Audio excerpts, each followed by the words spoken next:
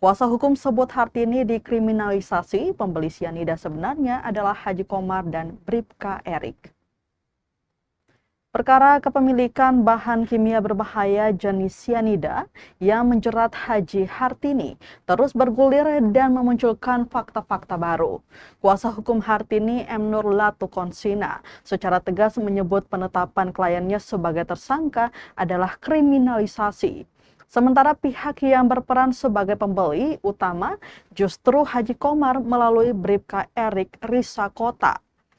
Ia mengatakan Bribka Erik memiliki peran sentral dalam proses transaksi. Laporan tersebut resmi dimasukkan ke Sentra Pelayanan Kepolisian Terpadu atau SPKT Polda Maluku pada Senin 6 April 2026. Selain Erik, sejumlah nama lain turut dilaporkan, di antaranya Bribka Irfan, Kompol Soleman, serta AKP Riando Ervandes Lubis yang merupakan mantan Kapolsek KP3. Kuasa hukum menilai penetapan status tersangka terhadap Hartini dilakukan tanpa proses yang adil.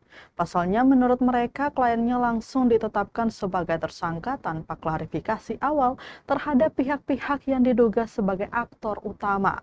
Menurut kuasa hukum, kasus ini bermula dari permintaan Haji Komar yang diduga memerintahkan Bribka Erik untuk mencari pemasok sianida.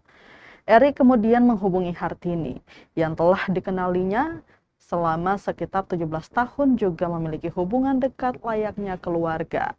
Awalnya Hartini menolak karena tidak memiliki akses ke penjual sianida. Namun karena desakan, ia akhirnya membantu mencarikan informasi melalui relasi bisnisnya di Surabaya. Dari situ diperoleh informasi mengenai pihak penjual. Informasi tersebut kemudian diteruskan kepada Erik. Dalam pertemuan itu disepakati pembelian sianida dalam jumlah besar dengan sistem pembayaran bertahap. Lebih lanjut, ia membeberkan adanya bukti awal berupa invoice dari PT Inti Kimia Jaya terkait pembayaran uang muka atau DP sebesar 2 miliar rupiah. Dalam invoice tertanggal 24 Desember 2024 itu, tertera nama Erik Risakota selaku pihak pembeli sianida. Setelah pembayaran dilakukan, perusahaan penjual setuju untuk mengirimkan barang sebanyak 300 drum ke Ambon sesuai kesepakatan. Selain itu, dalam proses transaksi terjadi perubahan kemasan barang dari drum ke kardus. Masalah mulai muncul ketika sisa pembayaran sebesar 6,25 miliar rupiah harus dilunasi.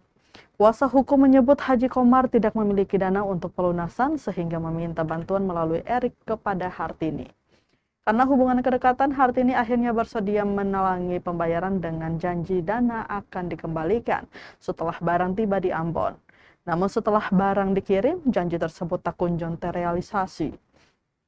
Justru muncul berbagai alasan disertai permintaan uang tambahan karena barang tersebut disita kepolisian. Semua permintaan uang itu terpaksa dipenuhi Hartini dengan jaminan total pengeluaran sebelumnya senilai 6 miliar akan diganti. Sebelumnya, Haji Hartini telah lebih dulu ditetapkan sebagai tersangka oleh Ditreskrimsus Polda Maluku terkait kepemilikan 46 karung sianida yang ditemukan ke sebuah ruko di kawasan Mardika, Kota Ambon. Ia dijerat pasal 9 ayat 1 junto pasal 23 Undang-Undang Nomor 9 Tahun 2008 tentang penggunaan bahan kimia dengan ancaman hukuman maksimal 5 tahun penjara dan denda hingga 5 miliar. Pengungkapan kasus ini bermula dari laporan media pada 18 September 2025 terkait dugaan penampungan bahan berbahaya yang meresahkan masyarakat. Kini dengan munculnya laporan balik dari pihak Hartini, kasus ini dipastikan akan memasuki babak baru yang berpotensi mengungkap peran pihak-pihak lain di balik transaksi sianida bernilai miliaran rupiah tersebut. Sebagai orang yang sudah mengeluarkan duit besar untuk membantu Erik Risakota sama Haji Komar itu, ya Mama Haji mau tidak mau, lalu minta apa? Mama Haji bilang bagaimana mau selesaikan? Erik bilang ini dong dari Krimsus minta 500 juta, 300 juta di awal ya Mama Haji. Iya. 300 juta di awal. 300. Lalu Mama Haji bilang ke Erik, usi mau bunuh beta, beta mau dapat uang itu di mana? Kan begitu. Ya Erik Erik janjikan lagi, kalau ini barang saya keluar, ya otomatis klien kami duitnya 6.250.000.000 itu hangus. Yang mau tidak mau, yang harus bukan bertanggung jawab, mau tidak mau klien kami harus mencari duit. Dalam waktu 1 hari loh, 1 malam itu harus cari duit 300 juta untuk diberikan ke? Kasih 100. Kasih 100, itu transfer ya?